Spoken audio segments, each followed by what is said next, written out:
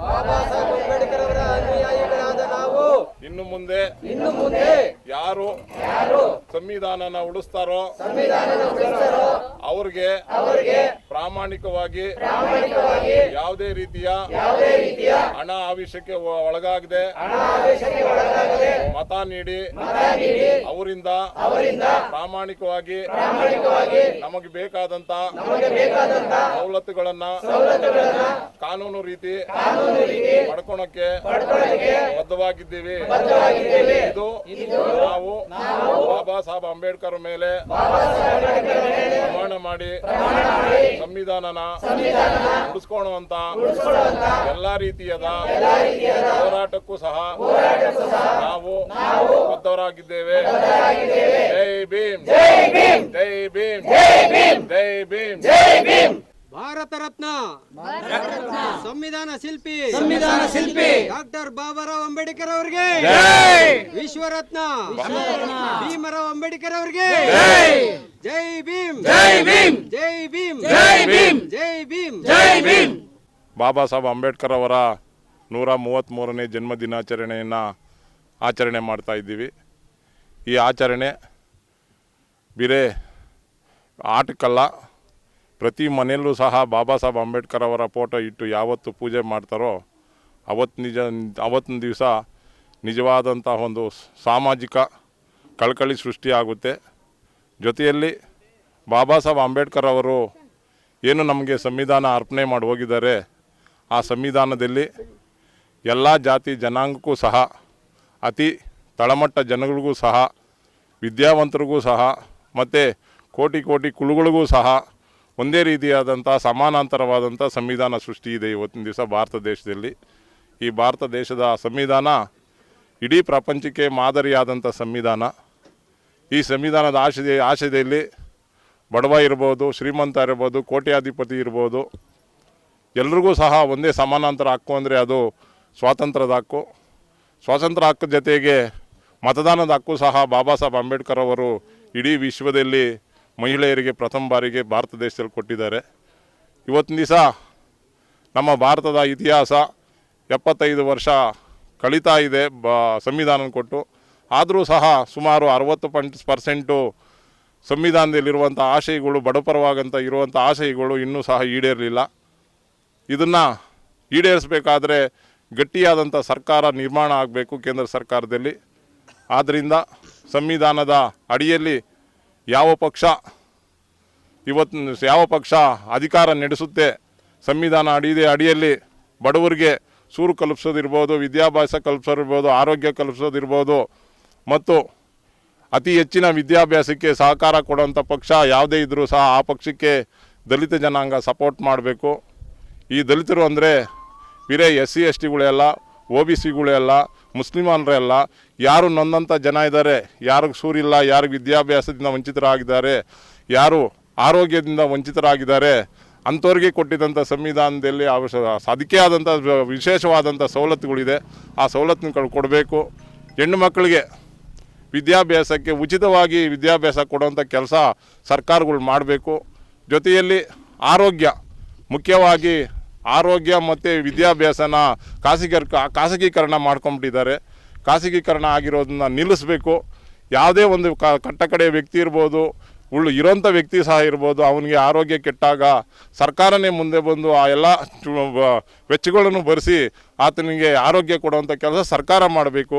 ವಿದ್ಯಾಭ್ಯಾಸ ತಗೊಂಡಾಗ ಯಾರು ಕಟ್ಟಕಡೆ ವ್ಯಕ್ತಿ ಇರ್ಬೋದು, ಕೋಟ್ಯಾಧಿಪತಿ ಮಕ್ಕಳಿರ್ಬೋದು, ಎಲ್ಲರೂ ಸಹ ಸಮಾನಾಂತರವಾಗಿ ವಿದ್ಯಾಭ್ಯಾಸ ಮಾಡುವಂಥ ಅವಕಾಶನ ಸರ್ಕಾರಗಳು ಮಾಡಬೇಕಾಗಿತ್ತು. ಖಾಸಗೀಕರಣ ಮಾಡಿಕೊಂಡು ಯಾರು ದೊಡ್ಡ ವ್ಯಕ್ತಿಗಳು ದೊಡ್ಡ ವಿದ್ಯಾಸಂಸ್ಥೆಗಳು ಕಟ್ಕೊಂಡು ಖಾಸಗೀಕರಣ ಮಾಡಿಕೊಂಡು ಒಂದು LKG UKG ಸೇರಿಸ್ಬೇಕಂದ್ರೂ ಸಹ ಲಕ್ಷಾಂತರ ರೂಪಾಯಿ ಕಟ್ಟಿ ಮಕ್ಕಳನ್ನ ವಿದ್ಯಾಭ್ಯಾಸಕ್ಕೆ ಸೇರಿಸುವಂಥ ಪರಿಸ್ಥಿತಿ ಇವತ್ತಿನ ದಿವಸ ನಮ್ಗೆ ನಿರ್ಮಾಣ ಆಗಿದೆ.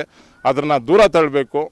ಯಾರು ಕಟ್ಟಕಡೆ ವ್ಯಕ್ತಿ ಈ ದೇಶದಲ್ಲಿ ಹುಟ್ಟಿದ್ದಾನೆ, ಅವನ ತಲೆ ಮೇಲೆ ಇವತ್ತಿನ ದಿವಸ 1,17,000 ರೂಪಾಯಿ ಸಾಲ ಇದೆ.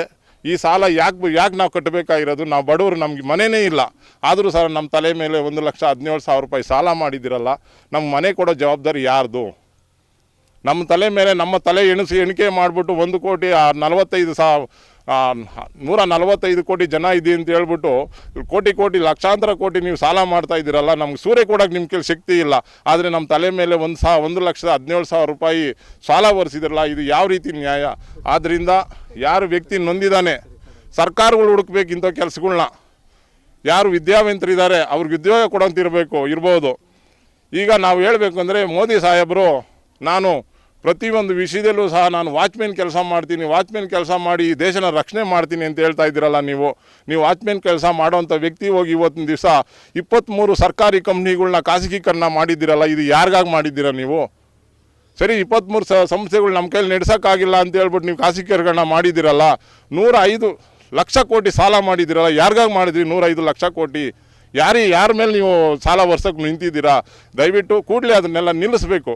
ಯಾರು ಒಬ್ಬ ಕಟ್ಟಕಡೆ ವ್ಯಕ್ತಿಗೆ ನೀವು ಉದ್ಯೋಗ, ಆರೋಗ್ಯ, ವಿದ್ಯಾಭ್ಯಾಸ ಮತ್ತು ಊಟ ಕೊಡೋಕ್ಕಾಗಲ್ಲ. ನೀವು ಸರ್ಕಾರ ನಡೆಸೋಕ್ಕೆ ಅನ್ಲಾಯಕ್ಗಳು ನೀವು. ಆದ್ದರಿಂದ ದಯವಿಟ್ಟು ದೇಶದ ಜನತೆಯಲ್ಲಿ ನಾವು ವಿಶ್ವಾಸವಾಗಿ ಹೇಳ್ತಾ ಇದ್ವಿ, ಬಾಬಾ ಸಾಹೇಬ್ ಅಂಬೇಡ್ಕರ್ ಸಂವಿಧಾನ ಯಾವತ್ತು ಗಂಟ ಈ ದೇಶದಲ್ಲಿ ಗಟ್ಟಿಯಾಗಿರುತ್ತೋ ಅವತ್ತಿನ ಗಂಟ ನಾವು ಬಡವರು ನೆಮ್ಮದಿಯಾಗಿರ್ತೀವಿ. ಇಲ್ಲ ಅಂದಿದ್ರೆ ಖಂಡಿತ ನಾವು ಇವತ್ತಿನ ದಿವಸ ಮತ್ತೆ ನಾವು ಕೂಲಿ ಕೆಲಸ ಮಾಡ್ಕೊಂಡಲ್ಲ ಈ ರೋಡಲ್ಲಿ ಓಡಾಡಬೇಕಾದ್ರೆ ಹೆದರಿಕೆ ಆಗ್ತಾ ಇತ್ತು. ಇವತ್ತಿನ ದಿವಸ ಬಾಬಾ ಸಾಹೇಬ್ ಅಂಬೇಡ್ಕರ್ SC ST ಅನುದಾನ ಕಿತ್ಕೊಂಡ್ಬಿಟ್ಟಿದ್ದೀರಾ. SC ST ಅಧಿಕಾರ ಸ್ಕಾಲರ್ಶಿಪ್ ಬರಬೇಕಾಯ್ತು. 62,000 ಕೋಟಿ ಸ್ಕಾಲರ್ಶಿಪ್ ಕೊಡ್ತಾ ಇದ್ರು ಮಕ್ಕಳಿಗೆ, ವಿದ್ಯಾಭ್ಯಾಸ ಮಾಡಿದಂಥ ಮಕ್ಕಳಿಗೆ. ಆದರೆ ಅದನ್ನು ನೀವು ಕಿತ್ಕೊಂಡಿದ್ದೀರಾ. ಮತ್ತು ಇನ್ನೆಲ್ಲಿ ಬಡವ್ರ ಪರ ನೀವು ಕೆಲಸ ಮಾಡ್ತೀರಾ? ಬಡವರ ಆರೋಗ್ಯದ ಬಗ್ಗೆ ನೀವು ಯೋಚನೆ ಮಾಡ್ತಾ ಇದ್ದೀರಾ? ಮತ್ತು ಏನು ಸರ್ಕಾರಗಳು ಡ್ರೈವಿಂಗ್ ಲೈಸೆನ್ಸ್ ಉಚಿತವಾಗಿ ಕೊಡ್ತಾ ಇದ್ರು SC ST ಜನಾಂಗಕ್ಕೆ, ಅದನ್ನು ಸಹ ನೀವು ಕಿತ್ಕೊಂಡಿದ್ದೀರಾ. ವಿದ್ಯಾಭ್ಯಾಸ ಕಿತ್ಕೊತಾ ಇದ್ದೀರಾ, ದುಡಿಮೆ ಕಿತ್ಕೊತಾ ಇದ್ದೀರಾ. ಮತ್ತು ನಮ್ಮನ್ನೇನು ಬಲುಪಶುಗಳು ಮಾಡ್ತಾ ಇದ್ದೀರಾ? ನಾವೇನು ಪ್ರಾಣಿಗಳಾದ್ರೂ ನೆಮ್ಮದಿಯಾಗಿ ಜೀವನ ಮಾಡ್ತಾ ಇದ್ದೇವೆ. ನಮ್ಮ SC STಗಳು ಜನ ನೆಮ್ಮದಿಯಾಗಿ ಜೀವನ ಮಾಡೋಕ್ಕಾಗ್ತಾ ಇಲ್ಲ. ಆದ್ದರಿಂದ ಯಾರು ಸಂವಿಧಾನ ಉಳಿಸ್ತಾರೆ, ಯಾರು ಸಂವಿಧಾನಕ್ಕೆ ಗೌರವ ಕೊಡ್ತಾರೆ ಅಂಥ ವ್ಯಕ್ತಿಗಳಿಗೆ ನೀವು ಮತ ಚಲಾಯಿಸ್ರಿ ಅಂತ ಈ ಮೂಲಕ ನಾನು ಎಲ್ಲ ಜನಾಂಗಕ್ಕೂ ನಾನು ಇವತ್ತಿನ ದಿವಸ ಬೇಡ್ಕೊಳ್ತಾ ಇದ್ದೀವಿ. ನಾವು ಯಾತಕ್ಕೆ ಅಂದರೆ ಬಾಬಾ ಸಾಹೇಬ್ ಅಂಬೇಡ್ಕರ್ ಅವರ ಹೆಸರು ಎಲ್ಲಿ ಗಂಟ ಭಾರತ ದೇಶದಲ್ಲಿ ಇರ್ತದೋ ಅಲ್ಲಿ ತನಕ ಬಡವರು ಇರ್ಬೋದು, ಆ ದೀನದಲಿತರು ಎಲ್ಲರೂ ನೆಮ್ಮದಿಯಾಗಿ ಜೀವನ ಮಾಡ್ಬೋದು. ಯಾವತ್ತು ಬಾಬಾ ಸಾಹೇಬ್ ಅಂಬೇಡ್ಕರ್ ಅವರನ್ನ ನೆನೆಸ್ಕೊಡೋದು ಬಿಡ್ತೀವೋ ನಾವು ದೇಶದಲ್ಲಿ, ಆವತ್ತಿನ ದಿವಸ ನಿಜವಾಗ್ಲೂ ನರಕ ಆಗುತ್ತೆ ಅನ್ನೋದ್ರಲ್ಲಿ ಯಾವುದೇ ಮಾತಿಲ್ಲ. ಆದ್ದರಿಂದ ಬಾಬಾ ಸಾಹೇಬ್ ಅಂಬೇಡ್ಕರ್ ಅವರ 133ನೇ ಜನ್ಮ ದಿನಾಚರಣೆ ಪ್ರಯುಕ್ತವಾಗಿ ನೀವೆಲ್ಲರೂ ಸಹ ದಲಿತರು ಏನಿದ್ದೀರಾ, ನೊಂದಂಥ ಜನ SC ST ಇರ್ಬೋದು, OBC ಇರ್ಬೋದು, ಲಿಂಗಾಯತ್ ಇರ್ಬೋದು, ಎಲ್ಲರೂ ಅಷ್ಟೇ ಯಾರು ನೊಂದಂಥ ಜನ ಇದ್ದೀರಿ ಇವತ್ತೇ ಶಪಥ ಮಾಡಬೇಕು. ನೀವು 7 ಲಕ್ಷ ಒಂದು ಮನೆ ಕಟ್ಟೋದಕ್ಕೆ ಅನುದಾನ ಕೊಡ್ತೀವಿ ಅಂತ ಹೇಳ್ಬಿಟ್ಟು ಕೇಂದ್ರ ಸರ್ಕಾರ ಆಜ್ಞೆ ಮಾಡಿ 4,50,000 ರೂಪಾಯಿ ರಾಜ್ಯ ಸರ್ಕಾರ ಕಟ್ತಾ ಇದೆ. 1,50,000 ರೂಪಾಯಿ ನೀವು ಕೊಡ್ತಾ ಇದ್ದೀರಾ, ಒಪ್ಕೊತಾ ಇದ್ದೀವಿ. ಆದರೆ GST ಮುಖಾಂತರ ನೀವು 1,05,000 ರೂಪಾಯಿ ವಾಪಸ್ ತಗೊತಾ ಇದ್ದೀರಾ. ನೀವು ಕೊಡ್ತಾ ಇರೋದು 35,000 ರೂಪಾಯಿ ಯಾವ ಬಡವನ ಮನೆ ಬರ್ತದೆ ಅನ್ನೋದ್ರ ಬಗ್ಗೆ ನೀವೇ ಹೇಳಬೇಕಾಗಿರೋದ್ರಿಂದ ವಿತ್ತ ಸಚಿವರು ಬರ್ತಾರೆ, ಇಲ್ಲ ನಾವೆಲ್ಲ ಅನುದಾನ ಕೊಟ್ಟಿದ್ದೀವಿ ಅಂತೀರಾ. ಈ 1,05,000 ರೂಪಾಯಿ GST ನೀವು ಹಣ ತಗೊಳ್ಬೇಕಾದ್ರೆ ಬಡವ ಮನೆ ಕಟ್ಕೊಬೇಕಾದ್ರೆ ಯೋಚನೆ ಮಾಡಬೇಕು. ದಲಿತರು ಬಡವರು ಯೋಚನೆ ಮಾಡಬೇಕು. ಕೇಂದ್ರ ಸರ್ಕಾರ 1,50,000 ರೂಪಾಯಿ ನಮ್ಮ ರಾಜ್ಯಕ್ಕೆ ಕೊಡ್ತಾ ಇದೆ ಒಂದು ಮನೆ ಕಟ್ಟೋದಕ್ಕೆ. ಆದರೆ 1,05,000 ರೂಪಾಯಿ GST ಮೂಲಕ ವಾಪಸ್ ತಗೊತಾ ಇದ್ದೀರಲ್ಲ. ಬರೀ 35,000 ರೂಪಾಯಿಯಲ್ಲಿ ನೀವು 4 ಕೋಟಿ ಮನೆ ಕಟ್ಟಕ್ಕೆ ಹೋಗಿ ಕನಸಿನ ಮನೆ ಕಟ್ತಾ ಇದ್ದೀರಾ. ಮೋದಿ ಸಾಹೇಬ್ರೆ, ದಯವಿಟ್ಟು ಬಡವ್ರನ್ನ ಶೋಷಣೆ ಮಾಡೋದು ಬಿಟ್ಬಿಡಿ, ರೈತರನ್ನ ಶೋಷಣೆ ಮಾಡೋದು ಬಿಟ್ಬಿಡ್ರಿ. ಈ ದೇಶದ ಬೆನ್ನೆಲುಬು ರೈತರು. ರಾತ್ರಿ ಆಗಲು ಒಂದಿರ ಬಾರ್ಡ್ರಲ್ಲಿ ಬಂದ್ಬಿಟ್ಟು ನಿಮಗೆ ನಮ್ಮ ಒತ್ತಾಯಗಳನ್ನ ಈಡೇರಿಸ್ರಿ, ನಮಗೆ ಊಟ ಕೊಡ್ರಿ, ನಾವು ಊಟ ಕೊಡ್ತಾ ಇದ್ದೀವಿ ಜನಕ್ಕೆ, ನಮ್ಗೆ ರಕ್ಷಣೆ ಕೊಡ್ರಿ ಅಂತ ಕೇಳಿದ್ರೆ ಅವ್ರಿಗೆ ದೊಡ್ಡ ಕಾಂಪೌಂಡ್ಗಳು, ದೊಡ್ಡ ಮುಳ್ಳುತಂತಿಗಳು ಹಾಕ್ಬಿಟ್ಟು ನೀವು ನಿಮ್ಮ ಹತ್ರ ಬರ್ದಿದ್ದಂಗೆ ಮಾಡ್ಕೊತಾ ಇದ್ದೀರಾ. ಖಂಡಿತ ಇದನ್ನು ಬಿಡಬೇಕು. ನೀವು ಒಂದು ರೀತಿ ಹಿಟ್ಲರ್ ಸಂಸ್ಕೃತಿನ ಸೃಷ್ಟಿ ಮಾಡ್ತಾ ಇದ್ದೀರಾ. ಎಲ್ಲೋ ಒಂದು ಕಡೆ ಏಕ ವ್ಯಕ್ತಿಯ ಅಧಿಕಾರ ನಡೆಯುವಂಥ ಸಂಸ್ಕೃತಿ ಬರ್ತಾ ಇದೆ ನಮ್ಮ ದೇಶದಲ್ಲಿ ಅಂತ ನಮ್ಮ ಕನಸಲ್ಲೂ ಕಾಣಿಸ್ತಾ ಇದ್ದೀವಿ. ನಾವು ಇವತ್ತಿನ ದಿವಸ ನೋಡ್ತಾ ಇದ್ದೀವಿ. ದಯವಿಟ್ಟು ಇನ್ನು ಮುಂದಾದರೂ ಸಹ ನಿಮ್ಮ ಅನ್ವಾಯಿಗಳೇನಿರ್ತಾರೆ ಬಾಬಾ ಸಾಹೇಬ್ ಅಂಬೇಡ್ಕರ್ ಅವರ ಬಗ್ಗೆ ಹಗುರವಾಗಿ ಮಾತಾಡಿದ್ದೆ ಆದರೆ ಅವ್ರ ವಿರುದ್ಧ ನಾವು ಹೋರಾಟ ಮಾಡೋದಕ್ಕೆ ಬಾಬಾ ಸಾಹೇಬ್ ಅಂಬೇಡ್ಕರ್ ಅವರ ಮಕ್ಕಳು ಏನಿದ್ದೀವಿ ನಾವು ಇವತ್ತಿನ ದಿವಸ ರಸ್ತೆಗೆ ಬಂದು ಹೋರಾಟ ಮಾಡೋಕ್ಕೆ ತಯಾರಾಗಿದ್ದೀವಿ ಅಂತ ಇವತ್ತಿನ ದಿವಸ ಕೇಂದ್ರ ಸರ್ಕಾರಕ್ಕೆ ಎಚ್ಚರಿಕೆಯೂ ಸಹ ಕೊಡ್ತಾ ಇವತ್ತಿನ ದಿವಸ ಎಲ್ಲರೂ ಸೇರಿ ಬಾಬಾ ಸಾಹೇಬ್ ಅಂಬೇಡ್ಕರ್ ಅವರ ಏನು ಜನ್ಮ ದಿನಾಚರಣೆ ಮಾಡ್ತಾ ಇದ್ದೀರಾ ಅದರಲ್ಲಿ ನೀವು ಒಂದೇ ಒಂದು ಈ ಸಾರಿ ನಾವು ಬಾಬಾ ಸಾಹೇಬ್ ಅಂಬೇಡ್ಕರ್ ಅವರಿಗೆ ಮತ ಕೊಡ್ತಾ ಇದ್ದೀವಿ ಅಂದ್ಕೊಂಡು ದೇಶದ ದಲಿತ ಜನಾಂಗ ಮಾಡಿದ್ದೇ ಆದರೆ ಇಂಥ ನಾಲಾಯಕು ಇಂಥ ಬಡವರ ವಿರೋಧಿ ಆದಂಥ ಸರ್ಕಾರಗಳು ದೂರ ಇಕ್ಕೋದ್ರಲ್ಲಿ ಅನುಮಾನನೇ ಇಲ್ಲ. ಆದ್ದರಿಂದ ದಯವಿಟ್ಟು ಇಡೀ ದೇಶದಲ್ಲೇ ಕೇಂದ್ರ ಸರ್ಕಾರದ ವಿರುದ್ಧವಾಗಿ ಅಲೆ ನೀಡ್ತಾ ಇದ್ರು ಸಹ ಕೆಲವು ಮಾಧ್ಯಮಗಳು ಇಲ್ಲ ಅಲ್ಲಿ ಆ ಥರ ಮೋದಿ ಅಂತಾರೆ, ಇಲ್ಲಿ ಈ ಥರ ಮೋದಿ ಅಂತಾರೆ, ಮೋದಿ ಅದು ಮಾಡಿದೆ ಇದು ಯಾವುದೂ ಮಾಡಿಲ್ಲ. ಮೋದಿ ಮಾಡಿದ್ದೇನೆಂದರೆ ದಿನಕ್ಕೂ 4 ಡ್ರೆಸ್ ಹಾಕ್ಕೊಂತಾರೆ, ಹೆಣ್ಣು ಮಕ್ಳು ಹಾಕ್ಕೊಂಡಂಗೆ 4 ಡ್ರೆಸ್ ಹಾಕ್ಕೊಂತಾರೆ, ಶೋಕಿ ಮಾಡ್ತಾರೆ, ಹೋಯ್ತಾರೆ. ಈ ನಮ್ಮ ಹರ್ಕತೆ ಮಾಡ್ತಾರಲ್ಲ, ಹಳ್ಳಿಗಳಲ್ಲಿ ಬಂದು ಹರ್ಕತೆ ಮಾಡ್ತಾರಲ್ಲ, ಹರ್ಕತೆಯಲ್ಲಿ ಚಿಂಗ್ ಅಂತ ಹೇಳ್ಕೊಂಡು ಹರ್ಕತೆ ಮಾಡ್ಕೊಂಡು ಜೀವನ ಮಾಡ್ತಾ ಇದ್ದೀರಾ ನೀವು ಮೋದಿ ಸಾಹೇಬ್ರೆ. ಫಸ್ಟು ದಲಿತರ ಬಗ್ಗೆ ಯೋಚನೆ ಮಾಡಿ, ನೊಂದಂತರ ಜನಗಳ ಬಗ್ಗೆ ಯೋಚನೆ ಮಾಡಿ ಅಂತೇಳಿ ಈ ಮೂಲಕ ಬಾಬಾ ಸಾಹೇಬ್ ಅಂಬೇಡ್ಕರ್ ಅವರ ಜನ್ಮ ದಿನಾಚರಣೆ ಪ್ರಯುಕ್ತ ನಾವು ನಿಮ್ಗೊಂದು ಎಚ್ಚರಿಕೆ ಕೊಡ್ತಾ ಇದ್ದೀವಿ.